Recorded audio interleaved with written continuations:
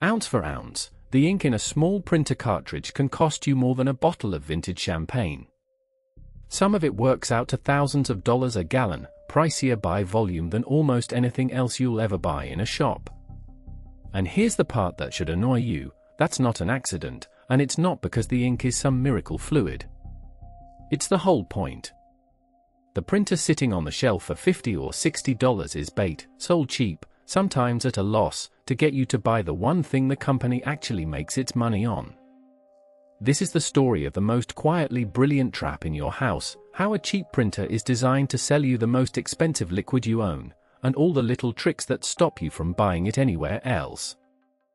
The trick has a name, and it's almost 100 years old: razor and blades. Give the razor away, sell the blades forever.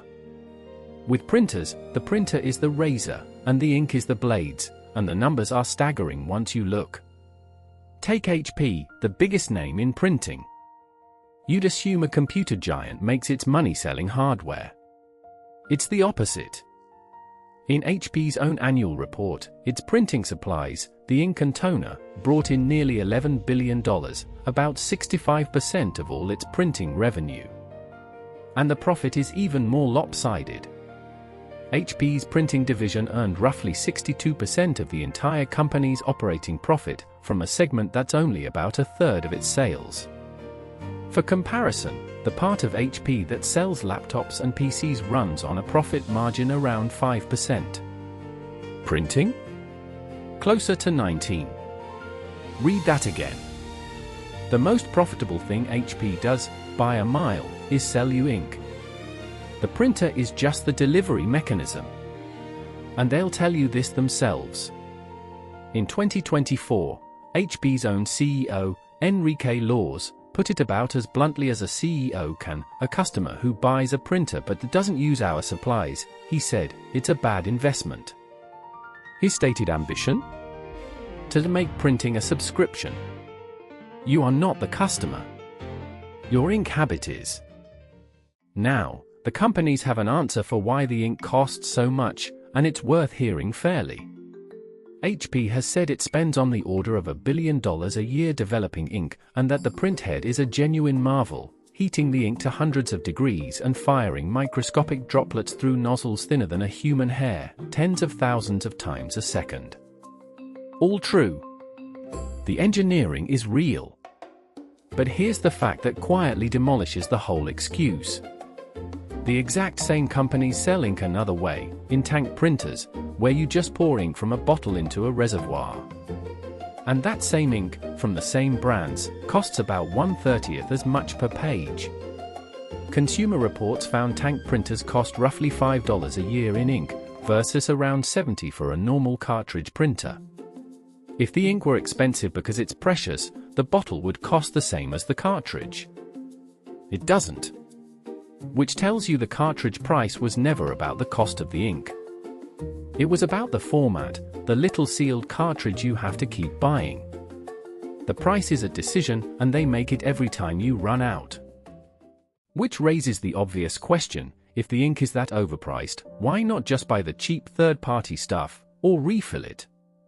Because the companies have spent 20 years making sure you can't, by turning the printer into a device you don't fully control. It starts with a microchip on the cartridge. Then it gets aggressive. In 2016, HP pushed a firmware update it called Dynamic Security that made printers suddenly reject perfectly good third-party cartridges overnight. The backlash was so fierce HP publicly apologized and offered a rollback, but it kept the technology. It later paid a $1.5 million settlement in the US, and Italy's competition regulator fined HP €10 million. A newer firmware lawsuit is still working its way through the courts. And that's just the cartridges. Printers ship with setup cartridges that are only partly filled. Cartridges routinely announce they're empty while ink is still sloshing inside. Consumer Reports estimates as much as half of some ink never makes it onto a page. HP's subscription, Instant Ink, charges you by the page, and if you cancel, HP's own terms say it will remotely disable the cartridges so they simply stop printing, because you were only ever renting them. There's even a lawsuit alleging some all-in-one printers refuse to scan or fax when the ink is low, a job that needs no ink at all. HP hasn't been found liable on that one, and it was later dropped. But sit with the fact that a customer felt the need to file it. So, why is printer ink so expensive? Now you know it's the wrong question. The honest question is, why is the printer so cheap? And the answer is that the printer was never the product.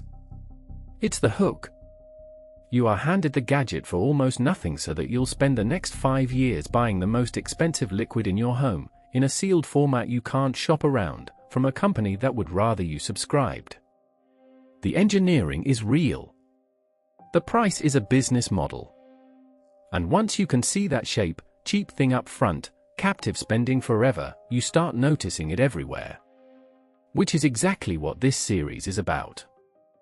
If you found that useful, this is episode 1 of Why Is It So Expensive? The whole series follows the money past the price tag to see how it really works.